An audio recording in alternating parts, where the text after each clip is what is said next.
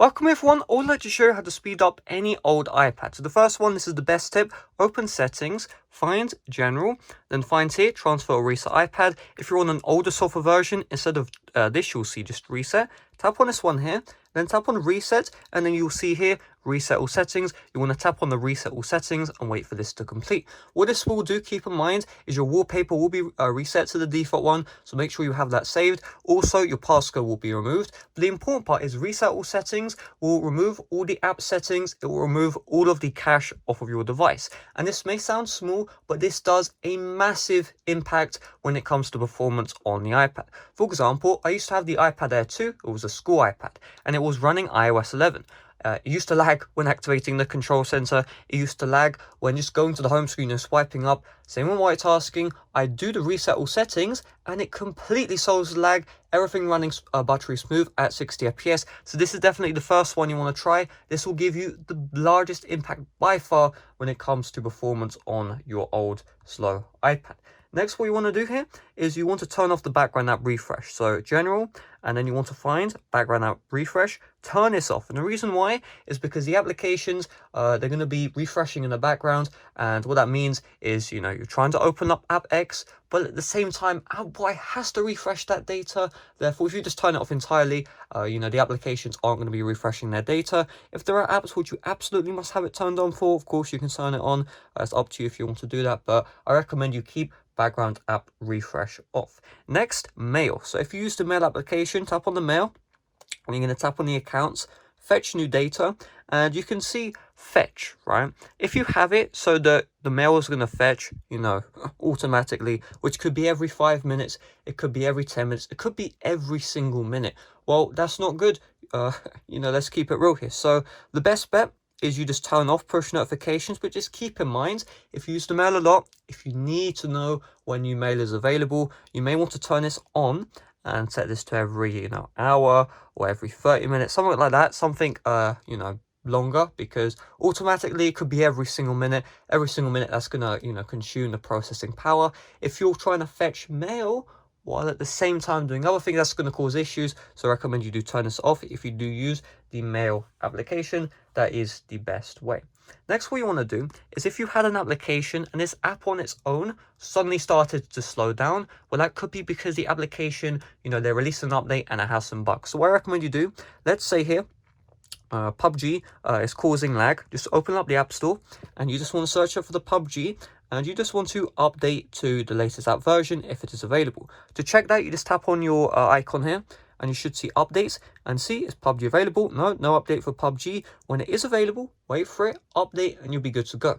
Now keep in mind, when it comes to games, you kind of have to forcefully update your apps. However, when it comes to apps, right, if you are on YouTube and it's working well, in a couple of years' time, YouTube are not going to be prioritizing your device with the app updates. They're going to be prioritizing the new iPads. Therefore, best tip is if you have all your applications, they're running smooth, if you keep on updating them, eventually they'll run like crap. So you want to go to the settings and you want to find the App Store and you want to turn off app updates, right? And what this will mean is you're on those older app versions which are running smooth, and then when you get a newer device, of course, you can update to the latest. But until then, I recommend you stop updating your apps and also turning off app updates, turning off apps here. This will always help with the battery as well, performance as well. If it's trying to download apps while you're playing games, oh my god, let me tell you, your load times are going to be a lot worse. So definitely make sure you turn this off as well.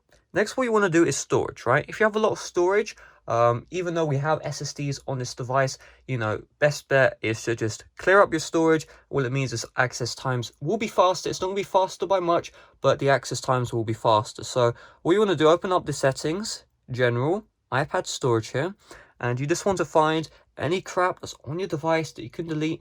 It will help out. Don't forget these other applications. If you didn't do the earlier tips, we'll do the background app refresh. They will do all this crap and you don't want that to happen. Therefore, let's say rules of survival. Well, I'm going to keep rules of survival. But let's say Wild Rift, Fortnite. I'm never going to play Fortnite again. I'm just going to tap on delete, and you're good to go. That's going to free up some space. That should help slightly. Not very much, but it will help slightly when it comes to performance. Just keep that in mind. Next, this is the extreme measure. You can reduce the animations on your device. See how these smooth animations here? You can remove that. So how do you do that? We're just going to search up reduce. And you're going to see here, reduce motion. You're you're going to tap on this here, and you see reduce motion. Let me just go at that. And if we turn this on, look at this. You can see it's going to reduce the animations. Now, when your iOS device isn't playing these long animations, what that means is it's going to require less processing power to open up the applications. It's going to require less processing power to close out the applications. And what that's going to mean in English is you're going to get better performance, right? So I recommend you have reduced motion on.